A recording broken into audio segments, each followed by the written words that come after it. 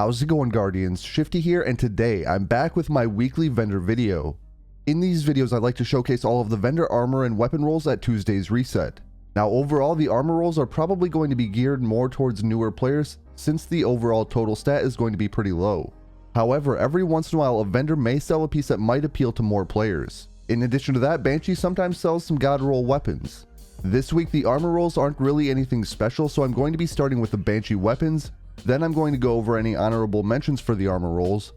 Then at the end of the video I'm going to show off footage of the remaining armor and vendor rolls for the week. Before I get into all that, if you end up enjoying the video, make sure to hit that like button, and if you're new to my channel, don't forget to subscribe as well. Alright, as I already mentioned, I'm going to be starting with the Banshee Weapons, and there's some pretty decent rolls today. I do want to mention that these weapon rolls will change again at 7 PM Central on Wednesday.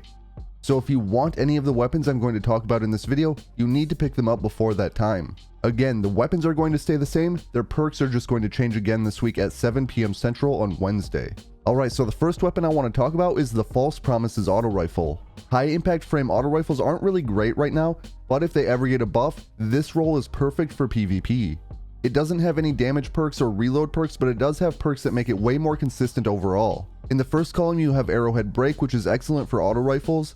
In the second column you have high caliber rounds, then you have dynamic sway reduction and Eye of the Storm in the last two columns. Both of those perks are going to help make this weapon feel incredible. Dynamic sway reduction is going to help it while you keep firing it. Eye of the Storm is going to help you out when your health gets low. Either way, I would pick this up just in case high impact frames get a buff in the future. You never know when false promises might be the meta. The next weapon I want to talk about is the Eternal Blazing Scout Rifle, and this is an absolute god roll for barrier champions and high-end content. So there isn't much to talk about in regards to the perks in the first two columns. However, you have Rapid Hit, and that's going to help increase your reload speed and stability as you get rapid precision hits. Then you have Disruption Break, so whenever you break a shield on an enemy, they're going to be vulnerable to kinetic damage for a short time.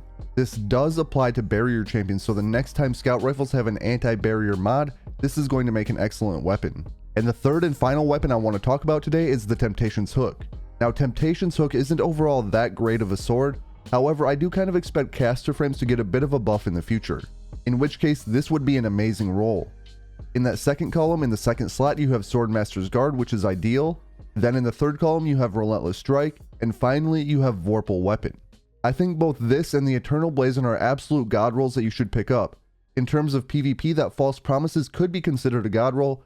Obviously, it's going to depend on the player. Either way, I highly recommend picking up all three of these weapons. It's very rare that I actually pick up the weapons that I recommend since I already have a decent roll or a god roll of those weapons, but in today's case I actually picked up all three of the weapons. Now I want to move on to any standout armor rolls. Again, these are only going to be honorable mentions this week. The reason for that is because none of the armor was really great for any of the classes. And when I say honorable mention, that means the overall total stat's going to be pretty low, so most of these armor pieces are going to be for newer players. So I'm going to be starting with Warlocks. Zavala is selling gauntlets with 24 discipline, and that's the only reason I'm really bringing this piece up. If you're a new player and you enjoy throwing grenades, I highly recommend picking this up for your Warlock. That 24 discipline is going to tier you up twice in discipline, which will allow you to throw grenades more often. Then for Titans, I found two honorable mentions. Failsafe is selling chest armor with 20 resilience, 15 strength, and 12 discipline. Resilience will help you get your barricade back faster. Discipline is tied to your grenade cooldown, as I already mentioned, and strength is tied to your melee cooldown. So overall, not a bad piece. You're going to get your grenade and your melee back faster as well as your barricade.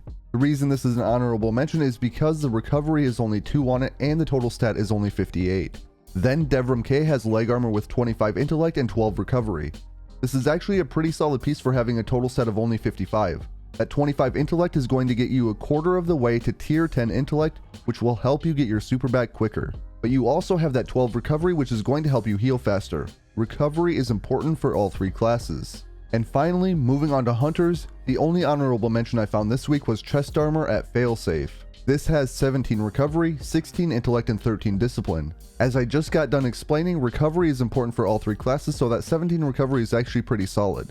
In addition to that, you have a decent intellect stat, so you're going to get your supers back a little bit faster as well, and then that 13 discipline will help you throw more grenades. Overall, this was a pretty poor week for armor for all three classes. Ever since Season of the Lost started, the vendors haven't been selling very good armor rolls. Most of the decent armor rolls have been ending up in Xur's inventory. There have been a few weeks with a couple of solid rolls though, so make sure to keep checking back on these videos every week. Now that we're at the end of the video, I do want to show off the remaining armor and vendor rolls for the week. If you want to check those out, make sure to stick around. Otherwise, I hope that you have a good day, and I'll catch you on the next one.